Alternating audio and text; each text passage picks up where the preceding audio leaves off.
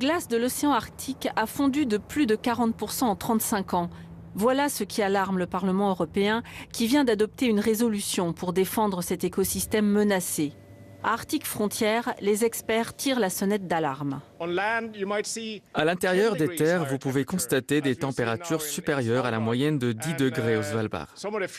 Et au Svalbard, certains fjords qui étaient pris par les glaces ne sont plus gelés. C'est un changement dramatique et cela reflète bien ce que nous faisons à la planète. À Tromsø, dans le nord de la Norvège, ces changements climatiques ont aussi un impact sur les troupeaux de rennes. Vous avez ces périodes de temps doux en hiver, même à l'intérieur des terres. À ce moment-là, la couche de neige s'effondre, puis elle gèle à nouveau. Elle devient très dure. Et c'est plus difficile pour les animaux de creuser pour atteindre les plantes qui se trouvent en dessous. Une étude scientifique a montré que les rennes du Svalbard ont perdu 12% de leur poids en 16 ans, faute de pouvoir se nourrir des lichens gelés dans le sol. Mais ici, dans les montagnes, les Samis, autrefois nomades, ont toujours accompagné la transhumance des rennes, qui est aujourd'hui limitée. Les 2/3 du nord de la Norvège sont réservés par la loi au pâturage des rennes. Mais sur ce même territoire, le gouvernement a aussi le droit de développer l'extraction minière ou la construction urbaine. Cette surexploitation de la nature est une préoccupation pour la présidente du Parlement Sami en Norvège, qui défend la culture et le mode de vie de son peuple. Tout d'abord, les peuples autochtones sont punis par le réchauffement climatique, alors que très peu d'entre eux y ont contribué.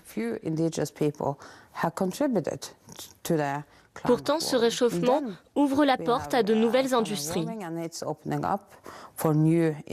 Je pense qu'on ne prend pas assez en compte notre expérience et notre savoir, parce que les peuples autochtones ont une connaissance particulière de la nature, du climat et de la météo. Une cause défendue par le Parlement européen dans sa résolution sur l'Arctique, qui demande de bannir le fioul lourd dans les transports maritimes et d'associer davantage les peuples autochtones à la prise de décision sur l'exploitation de leurs ressources naturelles. Alors voilà ce qu'on voit, ce qu'on constate du côté de la Norvège. Et puis il y a le chef de l'équipe de transition, Miriam Ebel, un climato-sceptique, qui lui dit que finalement, ça n'est pas si évident. Il va falloir convaincre les Américains maintenant qu'il y a bien un réchauffement climatique, notamment en leur montrant notre reportage. Je ne sais pas si on peut convaincre M. Trump et son entourage, mais il y a des Américains qui, eux, sont convaincus. Et il y aura une bataille au sein des États-Unis sur cette question. Et nous, on doit faire ce qu'on peut pour soutenir la raison et les gens qui... Il dit que c'est un concept inventé par les Chinois pendant sa campagne. Oui, il a dit ça dans la campagne électorale. Et, franchement, c'est bidon. Alors, les députés de la Commission Environnement et Affaires étrangères, en attendant, ont adopté mardi 30 janvier ce rapport d'initiative Action rapide pour éviter la militarisation de la région et préserver l'écosystème, parce qu'on voit bien qu'il est en danger. Oui, effectivement, c'est un problème, l'article dont on a débattu longuement. Moi, j'étais là comme membre de la Commission Affaires étrangères. Un rapport d'initiative, c'est un signal politique que le Parlement envoie. La question de la militarisation est très importante et il y a des intérêts divergents là-dessus. Mais là, au moins, soyons solidaires. Pour les débats en termes de réchauffement, refroidissement, ça, je reconnais que, comme je viens de Bucarest, où il fait toujours, depuis ma naissance, moins 20 l'hiver et plus 40 l'été, ça, vraiment, je ne vois pas au niveau perceptible ce que vous avez montré sur d'autres pays. Bon, moi, je ne veux pas anticiper les, comment dirais-je, les décisions qui seront prises aux États-Unis. Je le répète, moi je trouve que... Quand vous avez mentionné la démilitarisation. Pourquoi?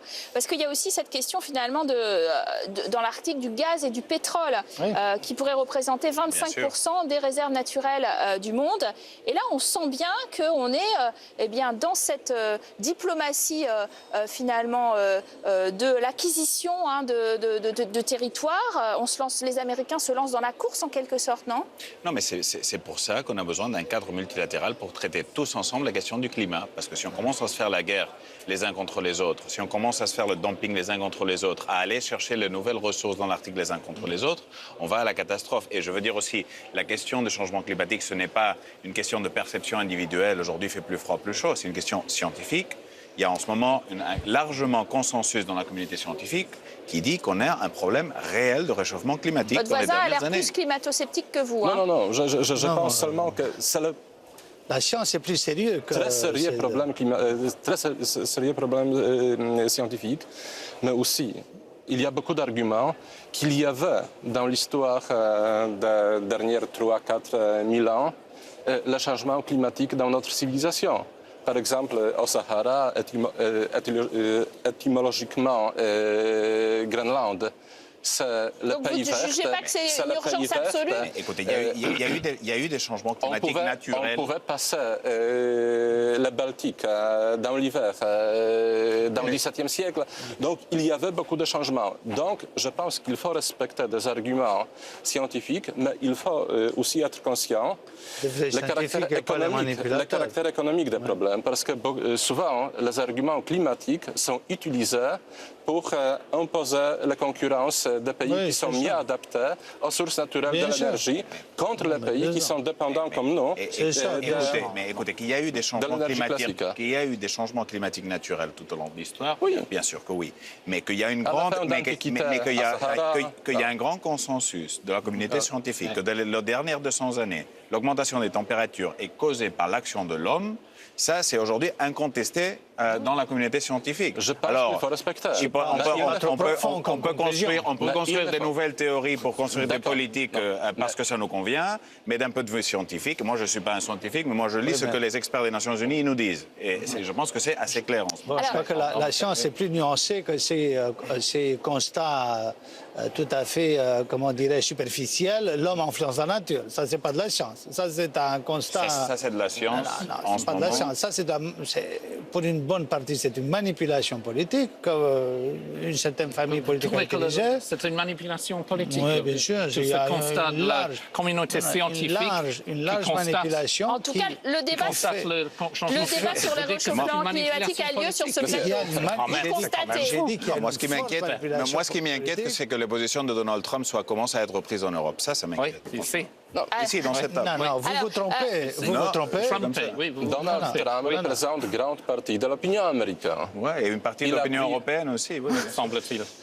Il a des obligations électorales. Le débat a lieu ici, en tout cas, vous le voyez. Vous vous trompez d'identification, mais bon, je sais que les écolos préfèrent accuser, non pas comprendre. Il y a toujours, on entend en tout cas dans ce que vous dites tout le temps la dichotomie entre emploi versus climat, etc. C'est quelque chose dont on n'a pas réussi à sortir en plaidant pour une révolution verte qui donnerait de l'emploi, justement.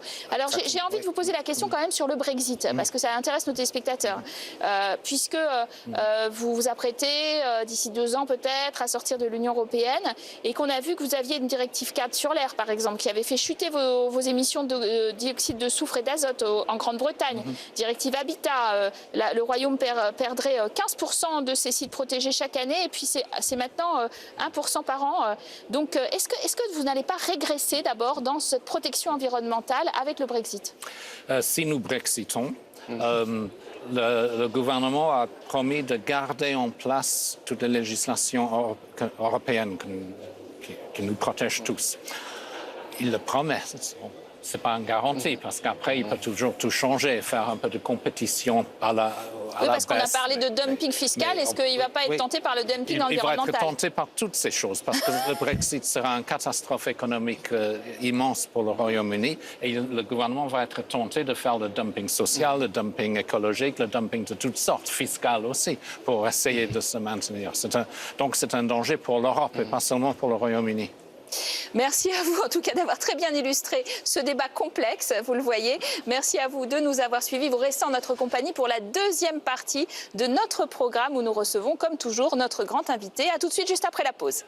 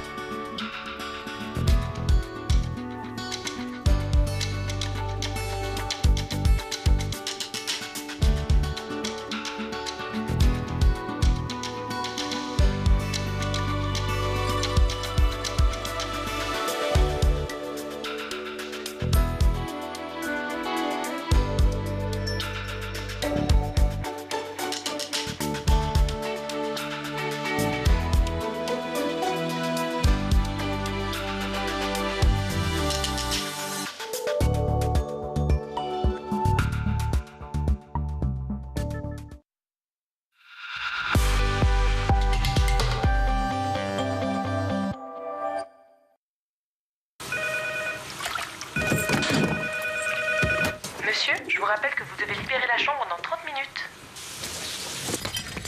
Last night, we had a beautiful time. I'll never forget. Monsieur, vos homards. Chez BNP Paribas, d'un clic sur votre mobile, vous ajustez le plafond de votre carte. BNP Paribas, la banque d'un monde qui change. Ce mois-ci, dans notre temps, cœur, cerveau, vue, savoir repérer les signes d'alerte pour bien réagir à une situation d'urgence. Argent, découvrez dans notre temps les meilleurs placements selon votre âge. Baisse de morale, dépression, les médecines douces peuvent vous aider à retrouver votre énergie. Tous vos magazines Notre Temps, actuellement chez votre marchand de journaux. Changez pour l'expertise BNP Paribas et profitez de notre offre de bienvenue. BNP Paribas, la banque d'un monde qui change.